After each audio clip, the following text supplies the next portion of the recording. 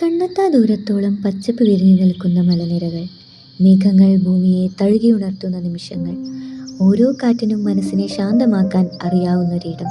കേരളത്തിലെ ഊട്ടി എന്നറിയപ്പെടുന്ന റാണിപുരമാണിത്. കാഞ്ഞങ്ങാട് നിന്ന് രാവിലെ 8 മണിക്ക് പുറപ്പെടുന്ന ആനവണ്ടിയിലായിരുന്നു ഈ യാത്ര. 48 കിലോമീറ്റർ ദൂരമുള്ള ഈ യാത്രയ്ക്ക് ചാർജ് വെറും 60 രൂപ. പ്രിയദർശിനി സർവീസ് ഉള്ളതുകൊണ്ട് തന്നെ സ്ത്രീകൾക്ക് ഫ്രീ ആയിട്ട് പോയി വരാം. അങ്ങനെ റാണിപുരം എത്തി. ഇനി ഇവിടുന്ന് 60 രൂപയുടെ ഒരു ടിക്കറ്റ് എടുത്തതിന് ശേഷം നേരെ ട്രക്കിംഗ് ആരംഭിക്കാം. യാത്ര തുടങ്ങുന്നത് ഇതുപോലൊരു കാട്ടിലൂടെയാണ്.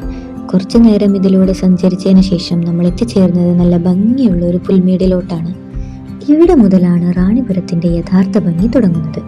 ഓരോ 2 മിനിറ്റ് കൂടുമ്പോഴും ഒരു ഫോട്ടോ എടുക്കണമെന്ന് തോന്നിപ്പോകും. കേരളത്തിലെ ഊട്ടി എന്നറിയപ്പെടുന്ന റാണിപുരത്തെ പറ്റി ഇത്ര നേരം പറഞ്ഞെങ്കിലും ഇതെവിടെയാണ് സ്ഥിതി ചെയ്യുന്നതെന്ന് പറഞ്ഞില്ല അല്ലേ? പറഞ്ഞുതരാം. കാസർഗോഡ് ജില്ലയിലെ പനത്തടി പഞ്ചായത്തിൽ പശ്ചിമഘട്ടത്തിന്റെ മടിത്തട്ടിൽ സ്ഥിതി ചെയ്യുന്ന മനോഹരമായ ഒരു മലനിരകളാണ് റാണിപുരം. സമുദ്രനിരപ്പിൽ നിന്ന് ഏകദേശം 1148 മീറ്റർ ഉയരത്തിൽ സ്ഥിതി ചെയ്യുന്ന ഈ പ്രദേശം ഒരു കാലത്ത് മാടത്തുമല എന്ന പേരിലായിരുന്നു അറിയപ്പെട്ടിരുന്നത്. പിന്നീട് റാണിപുരം എന്ന പേരിൽ പ്രശസ്തമായി.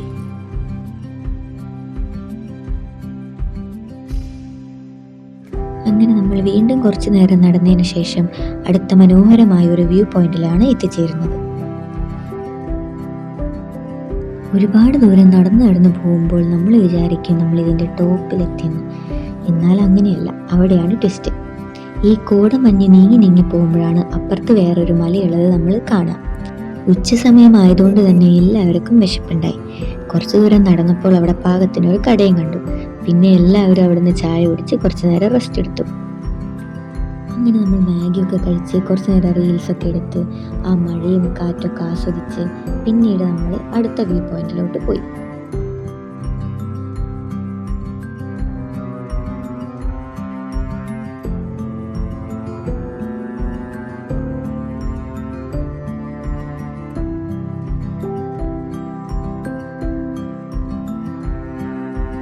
കുറച്ചു ദൂരം നടന്നപ്പോൾ അവസാനത്തെ വ്യൂ പോയിൻ്റായി ഏറ്റവും ടോപ്പ് വ്യൂ പോയിൻ്റ് നമ്മൾ കണ്ടു. അപ്പോൾ പിന്നെ നമ്മൾ അങ്ങോട്ട് യാത്രയായി. നല്ല കാറ്റും മഞ്ഞും മഴയും അടിപൊളിയായിരുന്നു. നമുക്ക് അവിടുന്ന് പോരാനേ തോന്നിയില്ല. കുറേ നേരം അവിടെ തന്നെ ഇരുന്നു. കുറച്ചു നേരം അവിടെ ഇരുന്നതിന് ശേഷം നമ്മൾ പതുക്കെ താഴത്തോട്ട് ഇറങ്ങാൻ തുടങ്ങി. 5 മണിക്ക് മുന്നേ താഴെ എത്തണം, എന്നാലാണ് അടുത്ത ആനവണ്ടിക്ക് തിരിച്ചു പോകാൻ പറ്റുള്ളൂ. അപ്പോൾ പതുക്കെ താഴത്തോട്ട് ഇറങ്ങാൻ തുടങ്ങി. അത് ആ കാണുന്ന മലയിലാണ് നമ്മൾ പോയത്.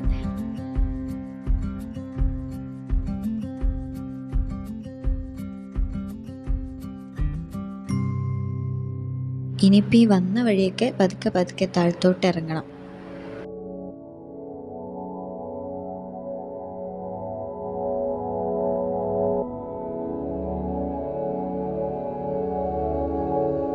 അങ്ങനെ നമ്മൾ തിരിച്ച് KSRTC കയറി നേരെ കാഞ്ഞങ്ങാട് ഇറങ്ങി.